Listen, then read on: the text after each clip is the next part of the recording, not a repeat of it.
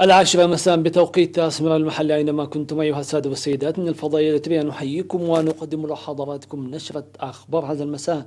أستلم ومعكم أنا عبد الله محمد علي بالعناوين.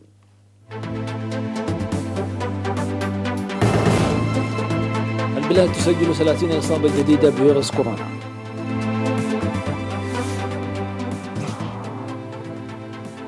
كلية التجارة والعلوم الاجتماعية تخرج دفعة جديدة من طلابها.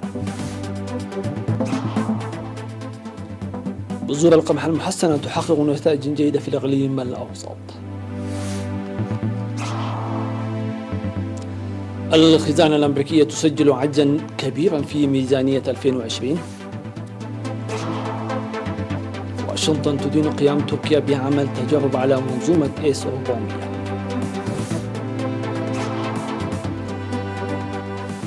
توعد أذربيجاني إثر مقتل 13 في قصف أرميني. أهلا بكم إلى التفاصيل. إعلان وزارة الصحة: أظهرت الفحوصات التي أجريت اليوم 17 من أكتوبر في مراكز العزل بالإقليم الجنوبي إصابة 30 مواطنا بفيروس كورونا المستجد، وكان 21 من المصابين في مركز العزل بمنطقة انداغرغيش، و5 في مركز العزل بسنعفة، و3 في مركز العزل بصرنا، و1 مركز العزل بماي منى. وعاد جميع المصابون من إثيوبيا بطريقة غير نظامية في الأسابيع الماضية، ورغم منع الحركة من دولة إلى أخرى على مستوى المنطقة، إلا أن تدفق المواطنين العائدين من إثيوبيا والسودان وجيبوتي واليمن عبر البر والبحر لم يتوقف، حيث بلغ عدد المواطنين العائدين إلى البلاد حتى الآن 18,817 مواطن. في غضون ذلك شفي 12 مصابا بمرض فيروس كورونا بعد تلقيهم الرعاية الطبية في مستشفيات الإقليم الجنوبي. بهذا بلغ عدد الإصابات بفيروس كورونا في البلاد حتى الآن 452 إصابة، شفي منهم 388، ولا يزال 64 مصابا يتلقون الرعاية الصحية في المستشفيات. وزارة الصحة أسمر 17 من أكتوبر 2020. خرجت كلية التجارة والعلوم الاجتماعية في عد غيح اليوم 17 من أكتوبر 620 طالبا بالبكالوريوس والدبلوم، 244 منهم بالبكالوريوس و376 بالدبلوم. وأوضح عميد الكلية الدكتور ستيفانوس هيلا مريم في مناسبة التخريج 13 التي ألقت الإجراءات الطبيعية بسبب فيروس كورونا أن التخريج نتاج جهد في حياة الطالب وأرضية للحياة المستقبلية، مشيرا إلى أن مناسبات التخريج ظلت تجرى بحفاوة كبيرة في الكليات في السنوات 12 الماضية، وقد تقرر تخريج الطلاب في أماكن تواجدهم وضعا في الاعتبار مخاطر وباء كورونا. وقال أن التخريج نهاية مرحلة للطالب من جهة وبداية حياة العمل من جهة أخرى، داعيا الخريجين الاستفادة من المعرفة التي اكتسبوها والعمل المتفاني بعقل مفتوح بالحفاظ على القيم ورؤية الشهداء. وخرجت كلية التجارة والعلوم الاجتماعية هذه السنة في مجالات المحاسبة وإدارة الأعمال والاقتصاد والتجارة والإدارة البشرية واللغة الإنجليزية واللغات الفطرية والآداب والجغرافيا والتاريخ والصحافة والإعلام والقانون والعلوم السياسية والعلاقات الدولية وعلم الإنسان وعلم الآثار وعلم الاجتماع والعمل الاجتماعي بالبكالوريوس والمحاسبة والأعمال البنكية وإدارة السياحة والفندقة وعلم الاجتماع والعمل الاجتماعي وإدارة السكان والآداب بالدبلوم. وأخرجت الكلية 6 من نزلاء الإصلاحيات بالتعاون مع خدمات السجون والإصلاحيات في المحاسبة بالدبلوم وإدارة الأعمال بالبكالوريوس.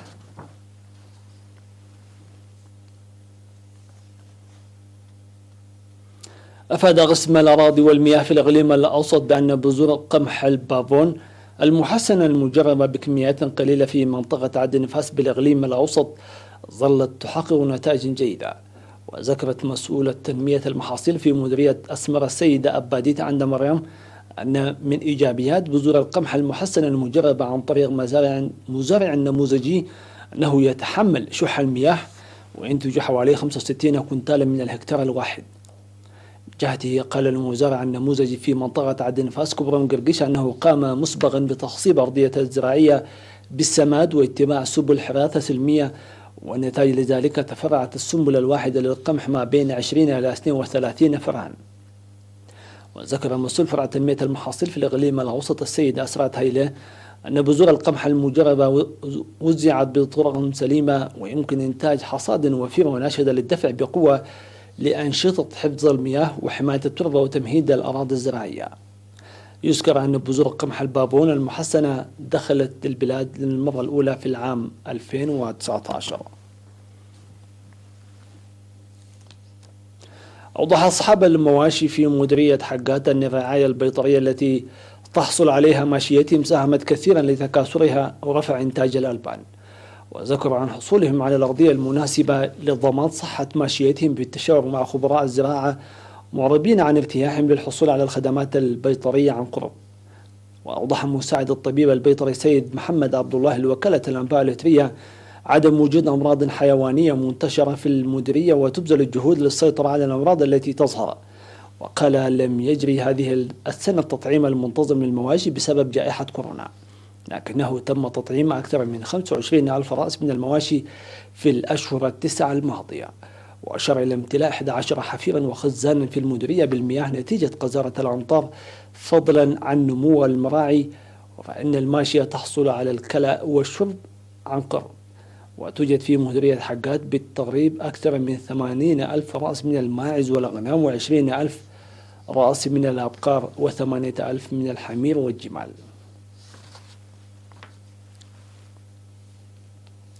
نظم مكتب وزارة الثروة البحرية في إقليم جنوب البحر الأحمر دورة تدريبية ل50 من أعضاء قوات الدفاع حول حفظ الأسماك وفوائدها الغذائية.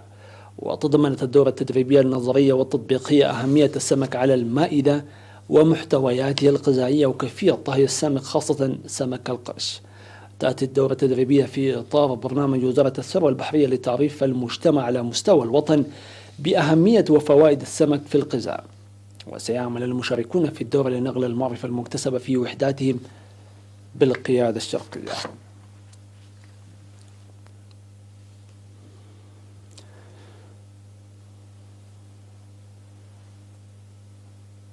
سيداتي سادتي، نتوقف مع فاصل ثم نوافيكم بالأنباء العالمية.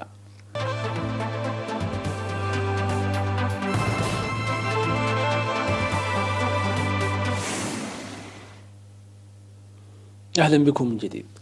قالت وزارة الخزانة الأمريكية أن عجز الموازنة في الولايات المتحدة في السنة المالية 2020 بلغ مستوى غير مسبوق عند 3 تريليون و132 مليون دولار، وهو أكثر من 3 أمثال العجز في 2019، وذلك بسبب الإنفاق الضخم على الإنقاذ المرتبط بفيروس كورونا. والعجز أكثر من مثلي رغم القياس السابق البالغ 1 تريليون و416 مليون دولار المسجل في السنة المالية 2009 عندما كانت الولايات المتحدة تواجه أزمة مالية. وكانت الولايات المتحدة قد توقعت في بداية السنة المالية 2020 والتي انتهت في 30 من سبتمبر تسجيل حجز قدره تريليون دولار، ذلك قبل أن تبدأ إجراءات العزل المرتبطة بفيروس كورونا في مارس. وفي سبتمبر وهو آخر شهور السنة المالية كان عجز موازنة الولايات المتحدة 125 مليار دولار مقارنة مع فائض 83 مليار دولار في سبتمبر 2019 بحسب الوزارة. أدانت واشنطن قيام تركيا بعمل تجارب على منظومة الصواريخ الروسية S-400. وقالت وزارة الخارجية الأمريكية أن الولايات المتحدة عبرت لمستويات رفيعة في الحكومة التركية عن عدم قبولها لحيازة أنقرة لأنظمة أسلحة روسية مثل S-400، وحذرت من عواقب وخيمة محتملة لعلاقاتها الأمنية مع تركيا إذا قامت بتفعيل هذا النظام. وقالت مورغان أورتاغوس المتحدثة باسم الوزارة في بيان إذا تم التأكيد من التقارير الواردة فسندين بأشد العبارات اختبار إطلاق صاروخ من منظومة S-400 باعتباره لا يتسق مع مسؤوليات تركيا كعضو في حلف الشمال الأطلسي وكشريك استراتيجي للولايات المتحدة الأمريكية. قتل 13 شخصا وجرح أكثر من 40 آخرين إثر إطلاق صاروخ على مدينة كانغا الأذربيجانية ثاني كبرى مدن البلاد. وتوعدت السلطات في البلاد بالانتقام مما ينذر بتصعيد خطير للنزاع في إقليم ناغورني كاراباخ. وأشار الرئيس الأذربيجاني إلهام علييف في خطاب إلى أن بلاده ستنتقم في ساحة المعركة. وقبل بضع ساعات من القصف على قنجة استهدفت ضربات أذربيجانية عاصمة الانفصاليين ستيباناكرت ومدينة شوشة اللتين فر معظم سكانهما منذ اندلاع المعارك في 27 من سبتمبر. وتظهر عمليات القصف هذه وكذلك المعارك على خط الجبهة عجز الأسرة الدولية منذ 3 أسابيع عن تهدئة الأوضاع. ومنذ أسبوع لم يطبق اتفاق الهدنة الإنسانية الذي تم التفاوض بشأنه تحت إشراف موسكو. وشدد مجددا وزير الدفاع الأمريكي مارك إسبر ووزيرة الجيوش الفرنسية فلورانس بارلي على ضرورة وقف المعارك. بهذا نكون قد وصلنا إلى ختام هذه النشرة. في أمان الله.